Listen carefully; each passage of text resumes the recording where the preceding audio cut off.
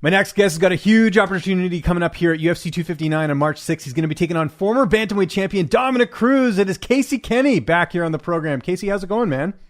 Good, man. Good. Living life, doing training camp, kicking off the 2021 with a bang. Well, it was a great 2020 for you. A lot of people did not have a very good 2020, but right. You had a great one, man, in terms of in the cage. A lot of good performances in there, and that's earned you this fight with Dominick Cruz. I got to know, when you found out you were fighting Cruz, on a scale of 1 to 10, how surprised were you? Because a lot of bantamweights wanted to fight him.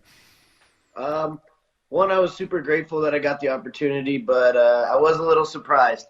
But, when opportunities like that come knocking, I'm always down to capitalize on them. So I pretty much said, I'll wait whenever. The first time that I've wanted to wait, if I had to, for, training camp or a fight, I'll wait. I'll fight him January, February, March, doesn't matter. So it was awesome. And I was going to say, what does that say about the UFC that they are giving you this fight? Like, they obviously feel very highly about you, and they should. I mean, you've had some good performances, some great performances, I should say, last year. Does that give you a little boost of confidence knowing they gave you this fight? Because, like I said, Cruz is a tough guy to get a fight with, it seems.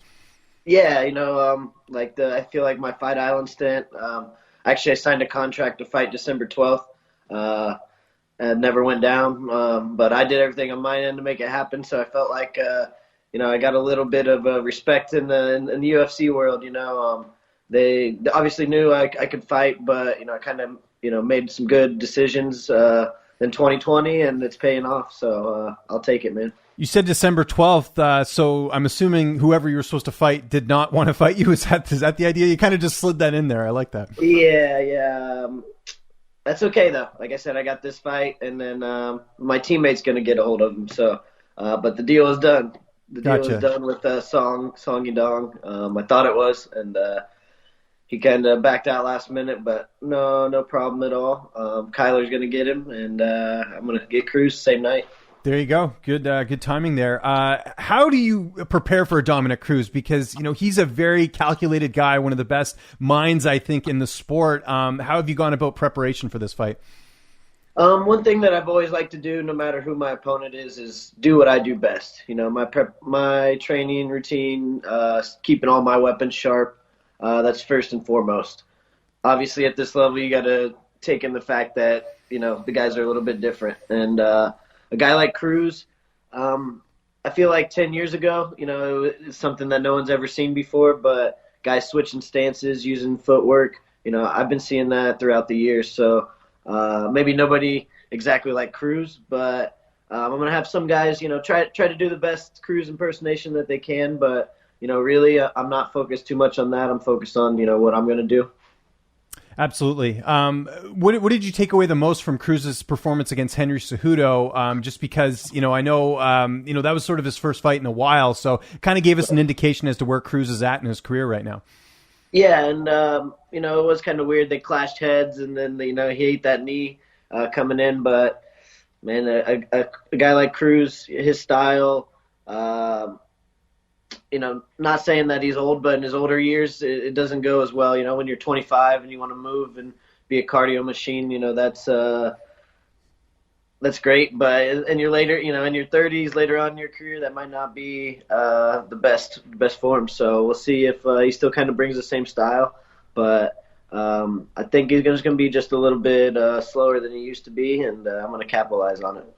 I know he's kind of the exception to the rule, just because, Cruz has had, I don't know how many injuries and how much bad luck in terms of, gaps in between fights, but how much do you feel activity will play into this? The fact that you fought so many times last year, and this is a guy who's fought, I think, once in the last couple of years, just due to injuries and a lot of other things. Right. I mean, I'm always big on trying to stay active. I think that keeps me sharp, but I never count anyone out that's been out of it. I guess especially a guy like Dominic, I think he's the one that preached he didn't believe in ring rust. And, he came back and he got his belt back from TJ after a long layoff. So I'm definitely not counting him out in that boat. But for me, staying busy and staying sharp in 2020 was exactly what I needed for, a big fight like Cruz. Is there more pressure on him in this fight because of the fact if he doesn't win this, I mean, I think we can agree that he's probably not a contender anymore. Not to take anything away from you, but you lose 2 fights in a row. It's pretty tough to get back to that contender spot after losing 2 straight. Do you feel that way, or is that not even something you're thinking about? I think I'm looking at the other side. It's a great opportunity for me to prove myself. Obviously I believe I belong in the top 5, top 10, and, Dominick Cruz, what a lot of people consider the greatest bantamweight of all time, that's the guy that I want to prove it against. And, also, we kind of meet in the middle. He's, like you said, he's still got to prove that he can hang, and I'm on my way up, and I got to prove that, I can compete with the top. And, it's exciting, man. That's what makes these, fights like this exciting, and I'm looking to prove myself once again. Who are you getting to train with? Who are some of your main training partners? Obviously, you're working with your guy, Chris Carriasso, but in terms of bodies in the gym, training partners, who are you getting to work with? Everybody at the lab, the 3 bantamweights that we got on roster, Sean, Kyler, Mario. I'm getting some work with Tequeño, Moraga, Richard Palencia. So a lot of bodies. That's good. Yeah, I got a lot of bodies. I mean, I wasn't sure because I know the restrictions and stuff, right? But that's good. You're getting a lot of different looks. Yeah, we're still doing our team practices and stuff, so everyone's still safe at the gym. But we got to get that work in. But we'll see it as it gets a little bit closer. I'm gonna start doing some harder cage rounds and gonna pick some guys for that. But I'm one that let's just go have fun, train, get this work in, and then fight night I'll show up. When do you sort of focus on the weight cut? Because I mean, we're in January. We're talking about a fight in March, right? Right. For me, it's maintaining my weight really. At bantamweight, I like to keep my weight, a little higher. I bounced back the last few times in my fights, keeping my weight higher during camp. So I'm actually, when camp steps up, I'm trying to eat a lot more. So I keep my weight up, and then about two weeks out or so, I'll start to come down, and then I'll still do the last 13 pounds on fight week. So I like to sit about 20 pounds overweight during camp. Do you know who your corner is going to be yet? I mean, Chris will be there obviously, but anyone else you think will be making the trip with you to for the fight? Yeah, the normal crew, Chris Crouch from the lab, and then one of my longtime coaches, Nick Hulk. He's kind of strength and conditioning, mindset, all of the above stuff. So I got the normal 3 that'll be in my corner. So pretty good. I think it's Vegas this time too. So not nice, making the Fight Island trip. I was going to say, nice not having that extra travel. How's the fight playing out? Because I can't remember the last time Dominick Cruz was in a 3-round fight. It's been forever. It has been a long time. I guess he did 5 rounds with Garbrandt, huh? Because he was the champ at that time because he had beaten Dillashaw. Right, and then I think Cejudo was the first round, but like I said, he's always been a conditioning cardio machine. But I like my style and I like my pace. A lot of people are in shape, and then you get in there and I bring I'm coming in hot that first round. Let's see if that conditioning, that cardio carries late into the second and third round. Like I said, I'm not counting him out, but I'd like to see him keep up. I would think a win here, especially a finish, has got to put you in that title picture. I mean, I know, you had a loss to Merab a couple fights ago, but you get a win over Dominick Cruz, a former champion. I think that's got to put you up there. Is that something that, I don't know if the UFC's talked to you about that, but the implications of this are huge. Is that kind of what you're seeing as well? Right. Dom's last fight was for the title, even though he filled in. They're putting me in a position that I think I put him away, and then, it's only a matter of a couple fights before, I'm in the talk for the title, and, that's the ultimate goal. So I haven't had any, formal conversations, but to me, that's what giving me this fight means. Here's your opportunity, go do your thing, and, good things will happen. Do you think Henry Cejudo is going to come back? I hope so.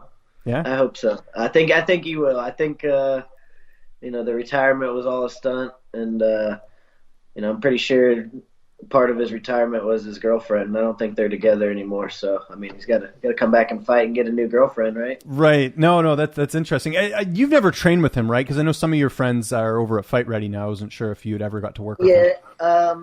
Ironically, I trained with him in California at CSA. Oh, I was up in California with Chris, and Darren Winoyama was the MMA coach over there, and they just got off the Ultimate Fighter cast. All the flyweights were over there from the show. So we all went over, got like a little sparring session, and the next day a little grappling session. So I got a little training with him, but never here in Phoenix. No, I was going to say, because I feel like we've talked about him in the past. I know that's a fight you've wanted, is to get an opportunity to fight him, because you guys are both, obviously Arizona guys, right?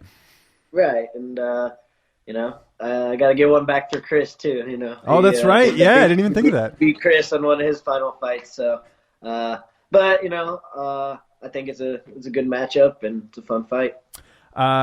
What are you doing for downtime right now? Watching any Netflix, anything like that? A lot of people are into Cobra Kai. I don't know if you're on that bandwagon. Yeah, I just finished season 3 with Cobra Kai, and then another thing on Netflix I was watching is The World's Toughest Prisons. Oh, cool. I love that like crime stuff. I don't know what it is. I get sucked into I watch that a lot of that stuff, but they just came out with some new episodes on the prison one, so I've been watching those. And this is going to be a tough fight, Casey, coming up here March 6th, UFC 259. Really awesome. And congrats again on getting this opportunity. Like I said, a lot of bantamweights want to fight Dominick Cruz, and good to see you get this rewarded for all your hard work last year.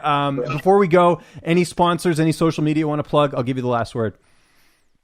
For sure, man. Always a pleasure talking to you. But you can follow me on social media at CKMMA135 and Casey Kenney on Facebook.